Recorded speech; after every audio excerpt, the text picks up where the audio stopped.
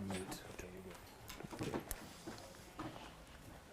For those of you that may not have been here on other mornings, let me give a very brief review of what we have covered. The first presentation was titled The Story of Our Health Message.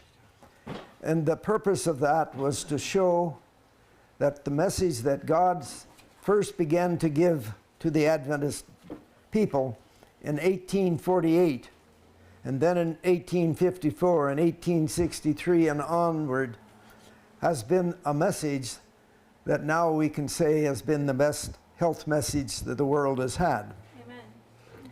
And the blessings of it, the scientific community in the field of nutrition recognizes that.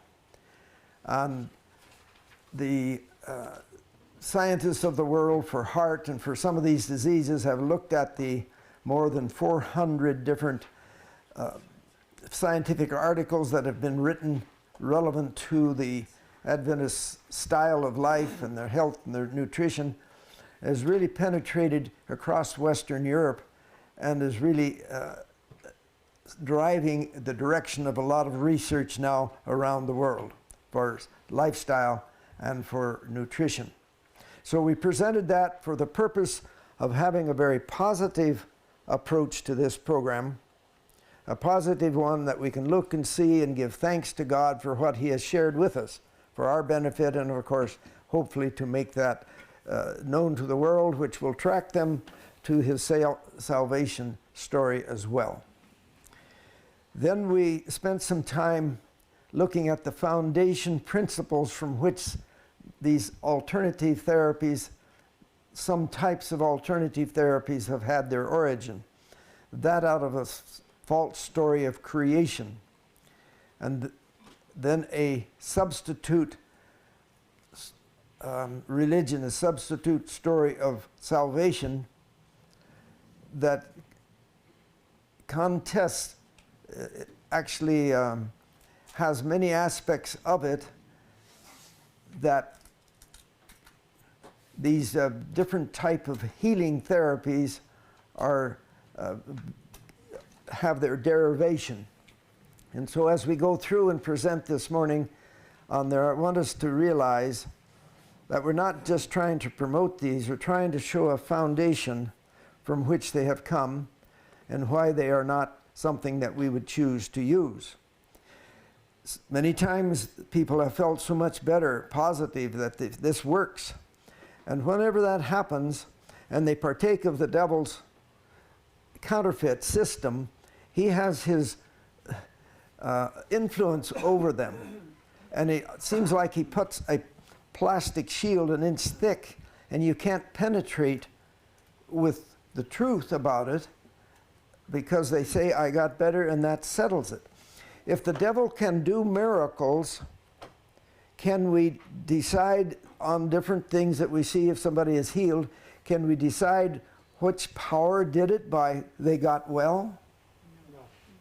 If it's a miracle, and Mrs. White tells us there will be real miracles. So if somebody was healed or improved from a particular modality, a particular approach, and they actually did get better, is that proof that it's from God? No.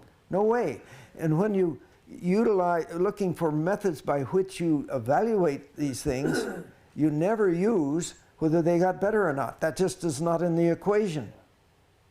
You have to test it by the scriptures. Yes. I have a handout up here on the table that has a number of questions. And these are things to help us. How can we know whether this modality, this healing therapy is proper? And so there's a set of questions there that need to be answered that help one determine on that. On the back side of that sheet, I have simply listed places on the YouTube and elsewhere where you can turn into some videos of previous presentations. Also, at the bottom of the page, I have listed about a health and spirituality Research Network. Health and Spirituality Research Network. 6 months ago, I invited 4 other individuals to join with me to form this network. Will Barron, who for 12 years was in the New Age movement. He wrote the book Deceived by the New Age.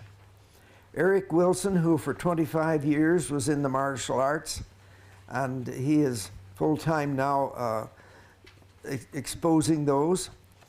Another man from Singapore, Yip Kok Tho, who 20 years was a Zen Buddhist, who now is an international speaker, and I have an article up here on the table that he had written for the a journal.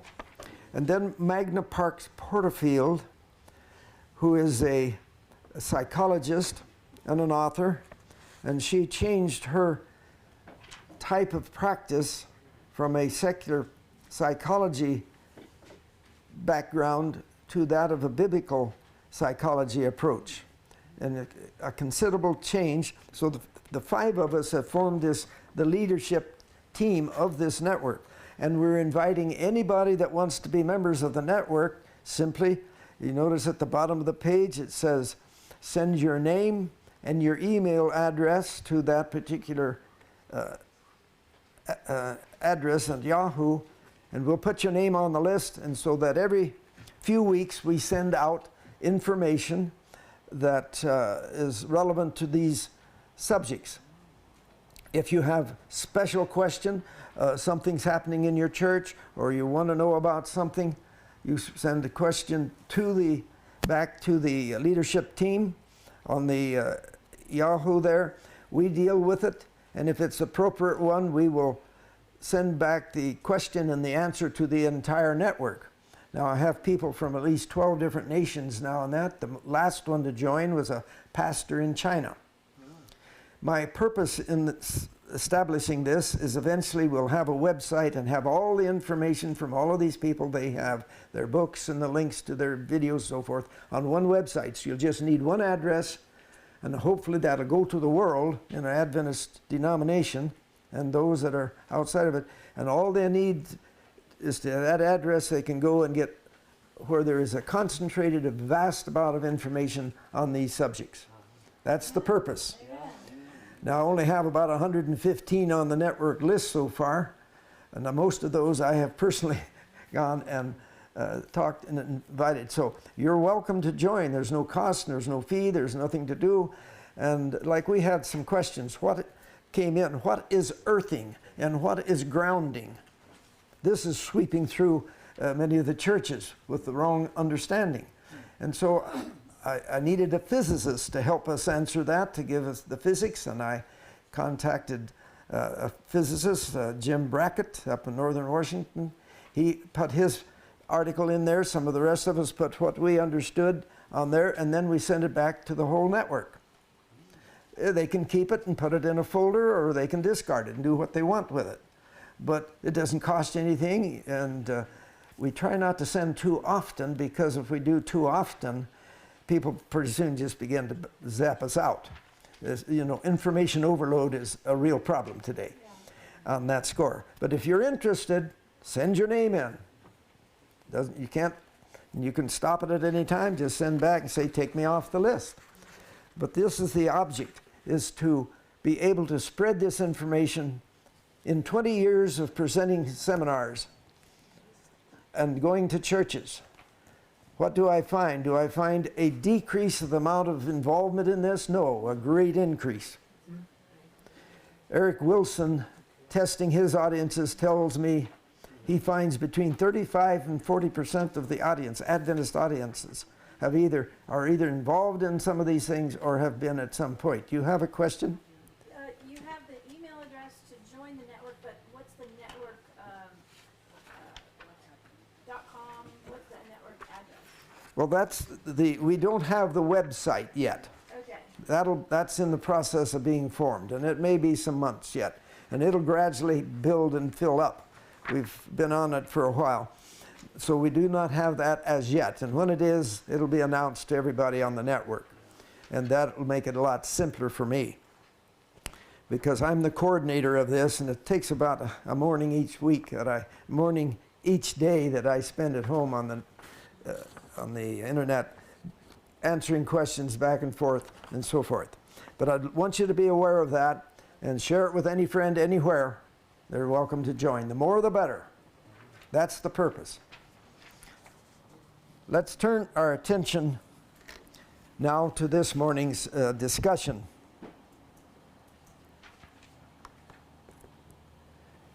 Revelation 21, verse 8, 22, verse 15. We'll come to those. In the King James, the word sorceries, the sorcerers, is used frequently. In the New International Version, they translated it a little more fully. Those who do magic arts. In the Spirit of Prophecy writings, the word sorcery actually covers all of the things of this occultic nature. So it's all inclusive. We'll see what the Bible says. And the light of a candle shall shine no more at all in thee, and the voice of the bridegroom and of the bride shall be heard no more at all in thee. For thy merchants were the great men of the earth, for by thy sorceries were all nations deceived. And then we go down to Revelation 9:21. Neither repented they of their murders, nor of their sorceries, nor of their fornication, nor of their thefts. So it's interesting how sorceries is included in those attributes that at the end of time cost an individual eternal life. For without are dogs, non-believers, and sorcerers, and whoremongers, murderers, and adulterers, and whoever loveth and maketh a lie. But the fearful and unbelieving, and the abdominal, and the murderers, and the whoremongers, and the sorcerers, and idolaters, and all liars, shall have their part in the lake which burns with fire and brimstone, which is the second death. It is final.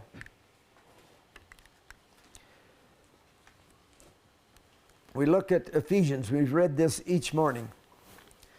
I want it to be imprinted in our mind strongly. Take no part in the unfruitful works of darkness, but instead do what? Expose them. And this is what we're attempting to do today. Now it's interesting, some of us, it only takes, we can mention a particular practice and therapeutic practice and say that is preferable to avoid. No problem, that takes care of it. But if you find an individual that has been in it or has been using it and has improved, that's not enough to change their minds. And that's why it's necessary to go a little deeper and more exposing on this. I found this necessary through time. As I mentioned the other day, I was lecturing one time at a mini seminar back in Ohio. And each thing I was going through, the lady down front, just amen, amen. And then I hit the one she was involved with. A whole different expression and an uproar, angry. Unfortunately, there was another doctor sitting near her that understood things as I did, and he was able to take over and quiet the situation down. So many of you will be looking, say, why bother showing all of this? Just tell me, that's enough, I won't bother. But somehow that has not worked out real well. And then we look at what Ezekiel tells us. If you do not speak to warn the wicked to turn from his ways, his blood will I require at your hand. Yes? One of the other reasons why a lot of people are unwilling to give this up is because they make their living by these things. He says that some people choose to not give it up because there is an income from it. And that's true. This little diagram we showed a couple days earlier. We showed it twice. And this shows us the foundation. This is kind of a symbol of the foundation of what we spent one whole morning upon learning. Let's review it a moment. This false story of creation that occurred at ancient Babylon, that a great energy, a great force throughout the universe was two-sided, the yin and the yang, the good and the evil, the dark and the light. and it was revolving about, and when it balanced just right, the dualism part disappeared and it went into oneness. At that moment, the creation of the cosmos, earth and man, came about. Everything that was created wound up being back into a dual condition in this story. This is a counterfeit of God's plan of salvation, a counterfeit story of creation. The Bible depends upon, in the beginning, God, by the breath of his mouth, by his power, created. The whole Bible depends upon that being true. If that's not true, there's no use reading it. And so the counterfeit story is opposite, and everything we are dealing with comes out of this counterfeit story. This is the foundation. For those here that weren't here previously, this is important to understand. And so out of that we have the cosmos, earth, and man. And there is supposedly this correspondence, this association. Every atom is in correspondence with every other atom of the universe. Instantaneous correspondence. As we remember, we mentioned this is the exact point that Dr. John Kellogg was trying to bring to the church back in the 1890s. So we're dealing with a subject that's identical to what was brought in the 1890s to the church. And these medical therapies are built upon this premise, the ones we're exposing. And so this is the foundation. Well, I don't have sun worship on here, but that would be a part of it. Astrology, sun worship, pantheism, nature worship, paganism, all the same. Neo-paganism, the New Age movement about us today, and panentheism. Panentheism is, yes, there is a living God, where the first story is that there's no living being that's a God, it's just a force. Panentheism is really what Dr. Kellogg was in. He says, yes, there's a living God, but his divinity has been divided and given to everything. So you have his divinity within you. You have divine nature. You have a divinity that needs to be developed to fullness. And this is the foundation of what we're exposing. Remember, it almost took down the church back there in that day.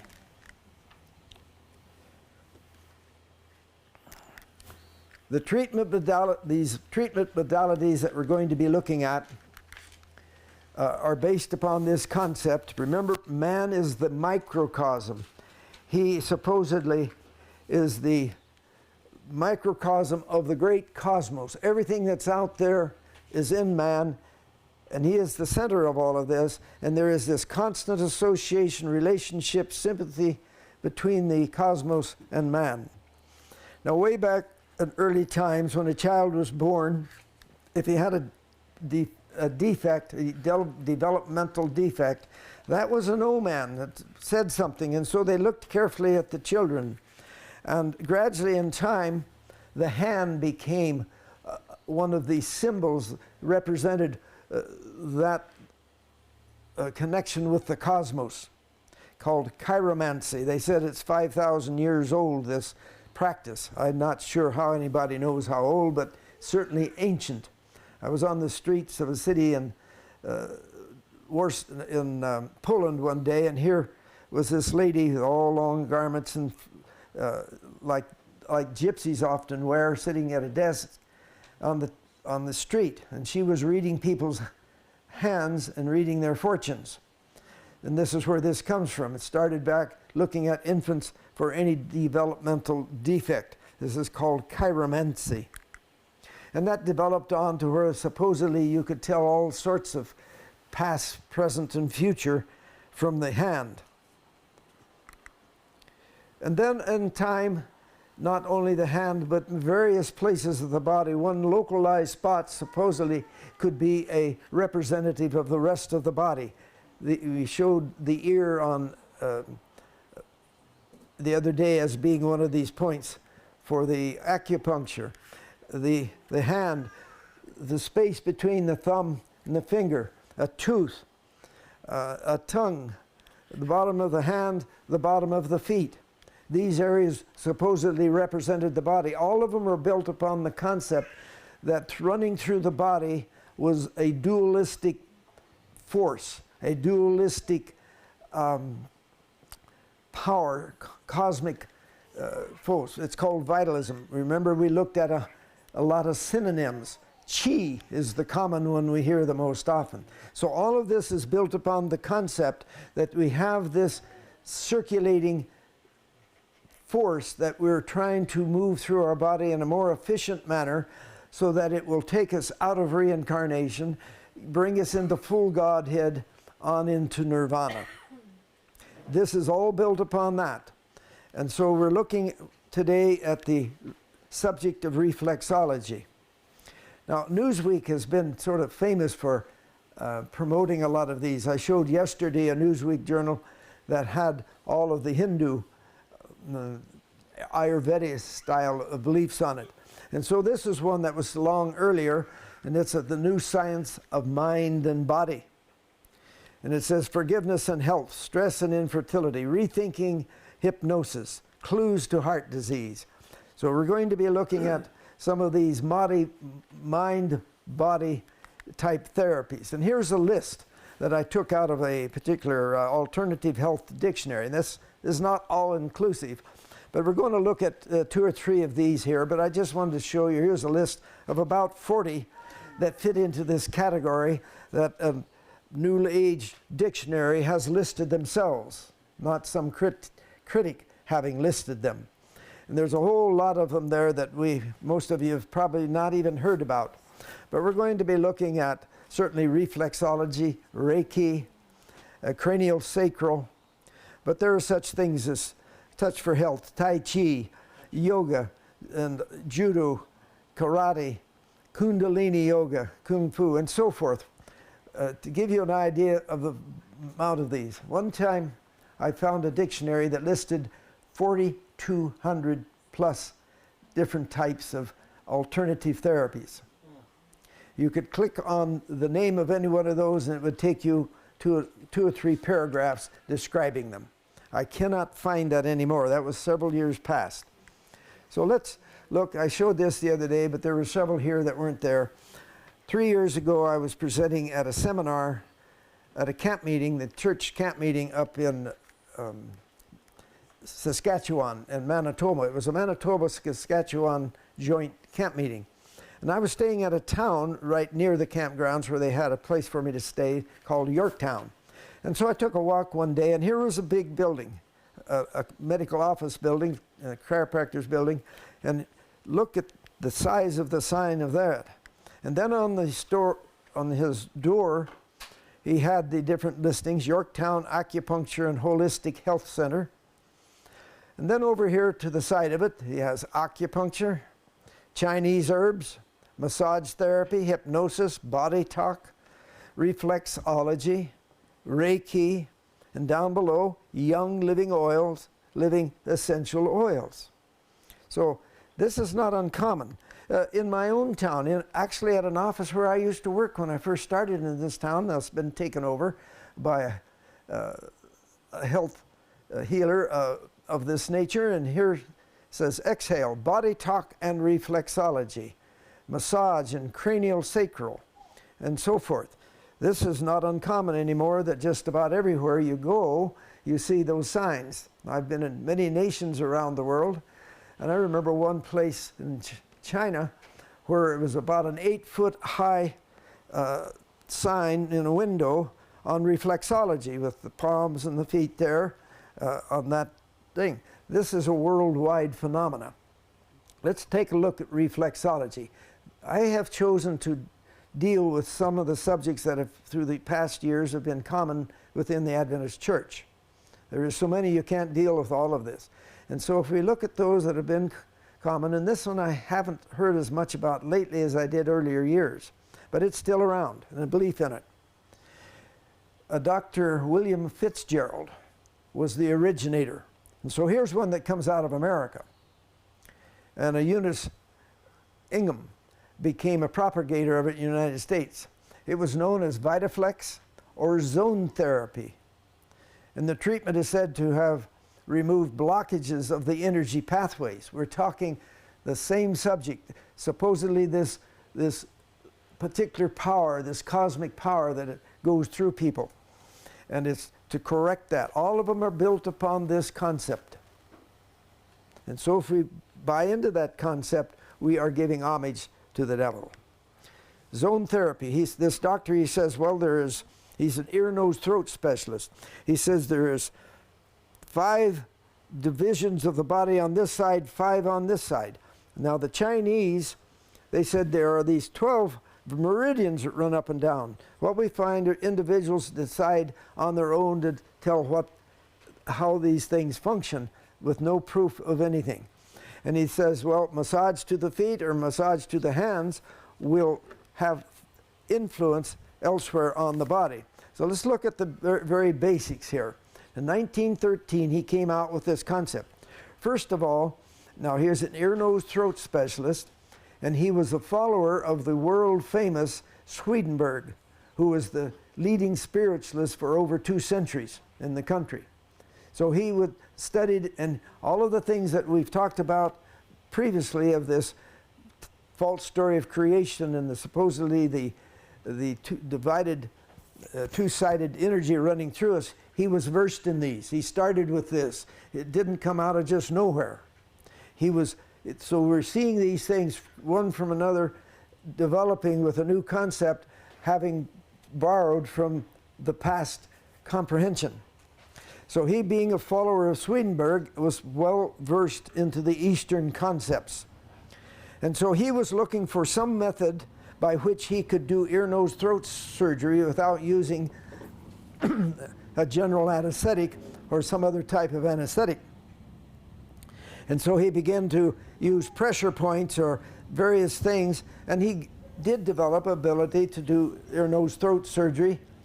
It actually was hypnotism, but it led credence to what he was believing. The medical profession at that time did not accept this at all. This is something that did not come out of medicine, but this lady, Eunice Ingham, picked it up. So lay people picked this up and began to propagate it.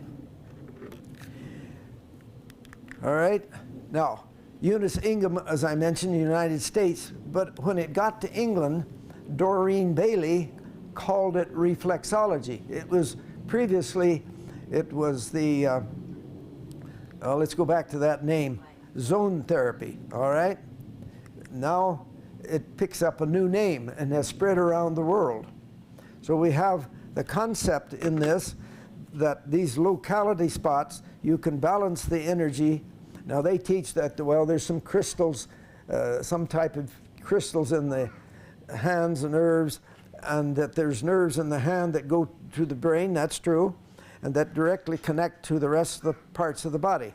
Well, there are these connections, but we have absolutely no physiology or anatomy backup of knowledge that by rubbing on the hand, that you in turn are going to be able to cause influence upon the liver or upon the kidney or spleen or somewhere else. This is total just saying it and expecting everybody to believe it, and people have believed it and promote it. You know, it's what's interesting on this particular subject. In 1998, I attended a women's ministry outreach program from one of the churches in Portland. And this reflexology being practiced there was a part of this women's outreach from one of our churches.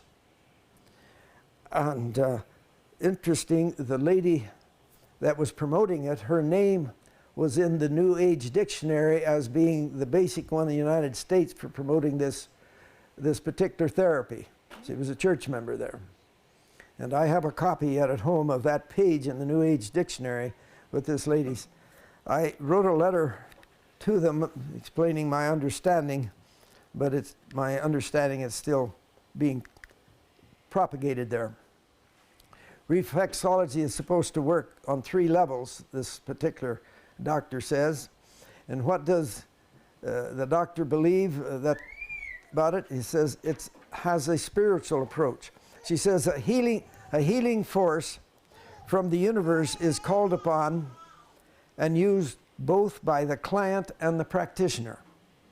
All of these have spiritual relationship. You have to accept this dogma of the false story of creation and the dualism aspect and trying to blend it together. It is not dealing upon the known laws of science, physics and chemistry, anatomy, hygiene. And supposedly at the bottom of the feet or in the palms of the hand, and the feet are used most to rub or press certain points, and it's supposed to be able to detect whether you have a disease in the past or going to have one even in the future on that organ, and if so, it can be corrected by massage at this point. Does that make a practical sense? No. No. But it's believed, and it has swept through our churches. Many, many practitioners of this in our churches, meaning very well. So we see a picture of what they've mapped out. This does not turn out to be really so. And you have internal organs and certain spots on the feet and on the hand that are supposed to influence that. So how about let's put reflexology to a test. I have one book here by the title Alternative and Mystical Healing Therapies. Are they medically sound and spiritually safe? This is a book I wrote for the non-Adventist. Has the same information, the same paragraphs out of the other book, but it has no spirit prophecy quotations or reference to Loma Linda or Adventist Church or even my school. So that for people that have a heavy bias and won't open up the other book, this is one that can be given without concern to a non-Adventist. The other book is the Exposing Spiritualistic Practices and Healing is the most complete book. And a free copy is up here for everybody that wants one to a family. But at the end of this session, be sure and pick one up. There is a little envelope. Some people say, well, I want to pay for it. There's a little envelope with my name, address on it, and if you want to make a donation, that's fine. I take it and put it in, buy more books, but you don't have to. Feel free to do it. But let's go now for one of the tests on this. This was done by William Jarvis, PhD, Loma Linda University. He's not on the faculty anymore. He's retired. But in the medical profession across the United States, he is well known everywhere for a person that goes in and finds out, is this particular therapy or that, is it really is it built upon true science, and then exposes it for many, many things. So he was a non-Adventist, but one of the instructors at the school, but he is famous through the medical profession for ferreting out error. And so he was teaching a class, and his class was teaching doctors how to be researchers, how to set up type of testing things. You know, there are people that get a PhD degree in how to set up a scientific test.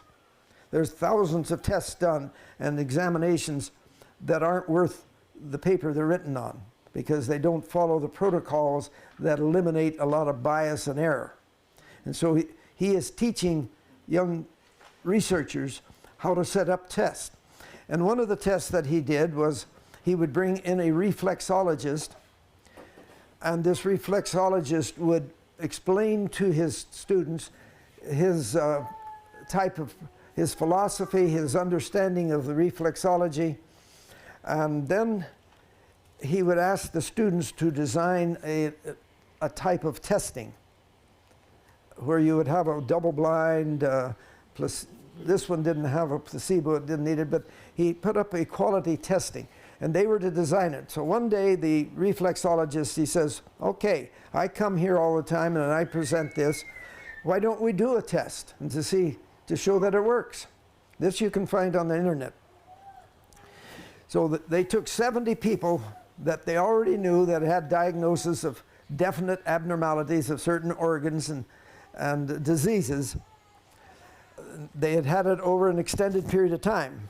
So they brought these people in, they laid them on a table, put a sheet over them so the examiner, the reflexologist, couldn't see their eyes, no physical contact outside of feeling the feet, no visible contact from either side.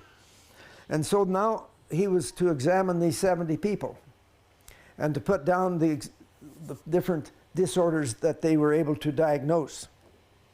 When they finished, their results was no better than guessing. Now this is just one of many tests that have been elsewhere, but this was done in Loma Linda University. The reflexologist recognized that his particular discipline was not based upon truth. So he chose thereafter to not promote reflexology. He did foot massages for people that wanted their feet massaged. That's fine, nothing wrong. But he did not bring this philosophy with it. Let's turn to phrenology. Anybody have a question as to what phrenology means? Okay, this goes back to the early part of the 1900s, last part of the 1800s, early part of the 1900s. A particular anatomist got the idea, and he learned that the brain had different areas that functioned for different parts of the body. That was correct. But then came forth the concept, again, all is based upon this mystical energy moving about, that if there was particular pressure at certain places on the brain, you could affect actually the functioning of the brain. If you put the pressure on the skull, not the brain, but on the skull, on the bone, this would alter things. And so let's take and see here what we have. This verse here, I was directed to this scripture as especially applying to modern spiritualism. Colossians 2:8. Beware lest any man spoil you through philosophy and vain deceit, after the tradition of men, after the rudiments or the principles of the world, and not after Christ. So we're dealing with that type of thing here. And so this was popular in the early part, not by the medical profession, they didn't buy into it, but by the lay people and the lay healers, they picked this up, and this was rather common. I read a history book one time, the history was of Dr. Kellogg, and in the Battle Creek College, this was after it had moved to Andrews, and then he restarted the college himself. On a Saturday night, the students would practice this phrenology on each other. It was very interesting. And the idea was, if you can find what's wrong with the personality, you can make pressure and change it, or other aspects of health in the body. So let's take a look at this comment. Thousands, I was shown, have been spoiled through the philosophy of phrenology and animal magnetism, and have been driven into infidelity, non-belief. If the mind commences to run in this channel, it is almost sure to lose its balance and be controlled by a demon. Wow. Thousands are conversing with and receiving instructions from this demigod, or demon god, and acting according to his teachings. The world, which is supposed to be benefited so much by phrenology and animal magnetism, that's that power, that energy, cosmos energy, chi, mind you. So this supposed to be benefited by so much phrenology and chi, never was so corrupt. Satan uses these very things to destroy truth, virtue, and lay the foundation of spiritualism. That was a common practice at that day. So there's a picture of feeling a child's head, and the mother bring the child in to be inspected, and they make the diagnosis. And then how do they treat? Well, here's a diagram of the different points on the skull that's supposed to affect certain aspects of your personality, your character, so forth. But they put a big hood on you that had pressure points, and they would screw those down to the ones they selected and make a pressure point. And you would wear that so many hours to receive therapy. There's how it's done today. So this has come into vogue again. Not by the medical profession, but by the self-healers. Let's turn to craniosacral therapy. How many have heard this word, craniosacral? Back in 2007, I was invited to be a part of a seminar at the conference headquarters in Upper Columbia Conference at Spokane. One of the large churches in the conference had a pastor and his wife that were involved in promoting and doing this type of therapy. Actually doing it on a commercial basis, $80 a visit. And they were getting great healing of all types of things. And this was where they were just touching the skull. This is a follow-up of the phrenology, a change. And so a particular doctor, an osteopathic doctor back in 1929 brought this out. But earlier on, he had begun to experiment. I'm sure he had been involved with phrenology. He began to put belts around his head and tighten them and to see what sensations and what it caused. Sometimes it caused nausea, sometimes he felt better and so forth. So he developed his own concept of what he was doing. His concept was that the brain has pulsations, and these pulsations move down through the spinal fluid, out then through the nerves to the body. And that all disease is caused by an abnormal function of the flow of this spinal fluid. Brain fluid, spinal fluid. This was his concept on there.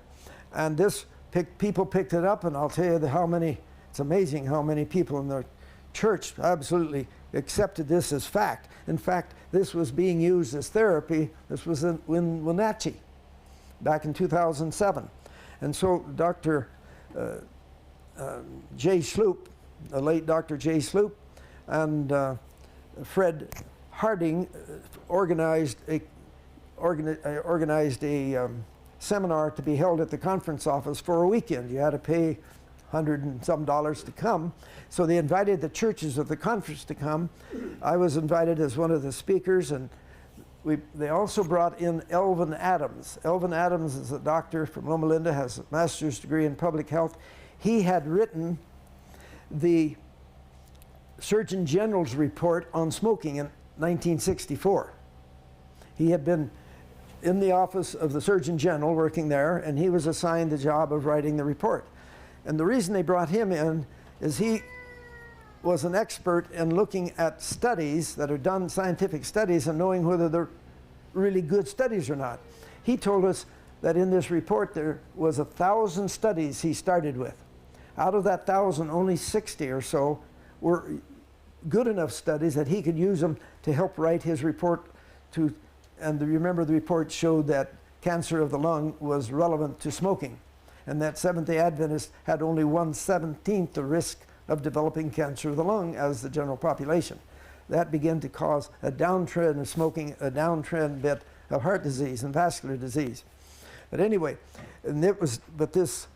at the conference headquarters, this meeting was held to help the churches and the people in the churches in that conference to recognize that this craniosacral therapy that was being promoted from one church was based in this occult background.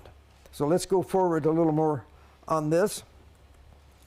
The idea is that you can just gently, about the weight of a nickel, make pressure at various places and bring changes of any type of illness. I had a nephew that went to this lady, the pastor's wife, that was doing that. And he had a shoulder that he was a carpenter, and the shoulder was giving him difficulty. It was difficult to work. And so she began to place her fingers at various places here, and he felt a depth of heat going down through his shoulder, and things were improving. He came home. His father, my brother, shared with him what he was receiving. Well, that was his last therapy. Now, eventually Dr. Sutherland found that when he was doing it, he didn't actually need to do any touching around the head. He could do this simply by talking. And then he said this power he called the breath of life. And thereafter his therapy focus was with spiritual reverence, whatever that means. But he recognized that the physical things didn't change. This all happens as a result of the same power that does hypnosis. This is why it says all of Satan's false methods are done with the power that brings hypnosis about. It's a hypnotic concept. Let's look. How many have heard the word Reiki? All right. Do you have a good opinion of Reiki? No. When I was at the Saskatchewan camp meeting, right down sitting in front of me was a man that was a practitioner of Reiki, one of our members. I don't think I changed him, but I was invited there primarily because of him on there. But as I mentioned before, once people get in this, there's kind of a inch-thick plastic bulb put around you can't penetrate. The devil has his influence. He can give an answer for everything. So let's look at Reiki. First, what does it mean? Well, life force energy. It's talking about this universal energy. Everything we're dealing with has to do with that type of background. Now, here's one where we bring out a little more about the vibrational. Remember, we've talking about vibrational medicine previously. Supposedly, when the great event of creation occurred, when the blending got right and we had this power into oneness, there was also a sound, oom, that went forth. And everything created had a particular frequency that went with it.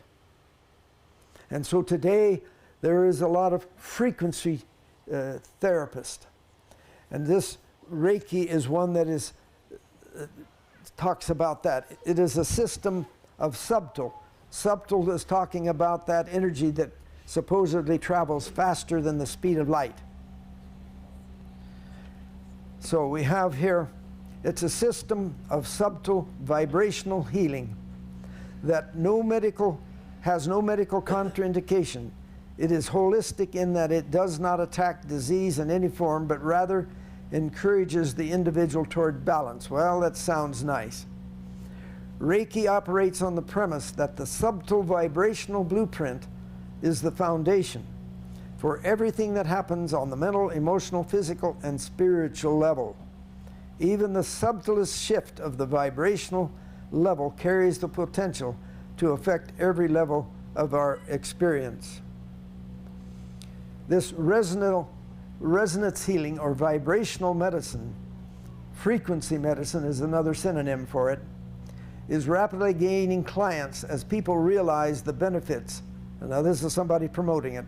And low-level negative side effects. People from all walks of life are sharing with their alternative healing experiences with their friends, whether from acupuncture, sound therapy, or healing disciplines based on vibration, such as Reiki, homeopathy, bioresonance, or electromagnetic therapy. And flower essences, we could put essential oils in here, gem, crystal elixirs, tuning forks. The mental and emotional effects of these healing approaches are being recognized as our model of humans as multidimensional beings and expands beyond the physical. In addition, many of these complementary medicine approaches are being used to support spiritual emergence. Now, Reiki had its origin, present-day origin, out of Tibet onto Japan by Dr. Mikhail Usai. Then it came to America by some of his students. And this is a concept that you are a conduit. From the universe comes this energy down through you, and through your hands you emit the energy to the patient. You're not balancing. You're simply infusing them supposedly with more energy. And this, to be able to be a part of this, you have to be initiated, like if you were going into a secret society, and an initiation, and to be a healer of that nature. And the areas, the books that I read about this, they talk, some of those that were the master healers, they would have ghosts or impersonated ghosts that would stand behind them, or they would see sparks come off of the end of their fingers. These varieties of approaches and associated findings were with those. So let's look here. Level 1 was the attunement. You have to be initiated into the occult to receive this. And a distance healing. Using of symbols gives you greater power. Actually, you can heal in a distance, even on a person that hasn't asked for it.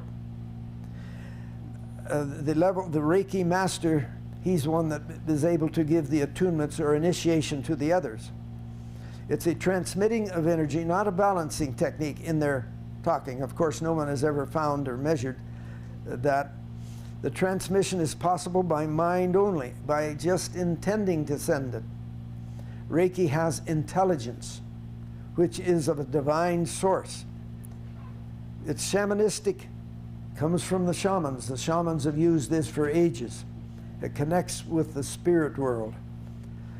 At the time I first wrote this, about 10 years ago or more, there were at that time 1.5 million practitioners of Reiki in the country. Their own journals were listing that. I would suspect we're looking at 2 million by this time. Reiki is not directed by the practitioner, and in this way it is very different from other vibrational or bioenergetic modalities, such as therapeutic touch or Qigong.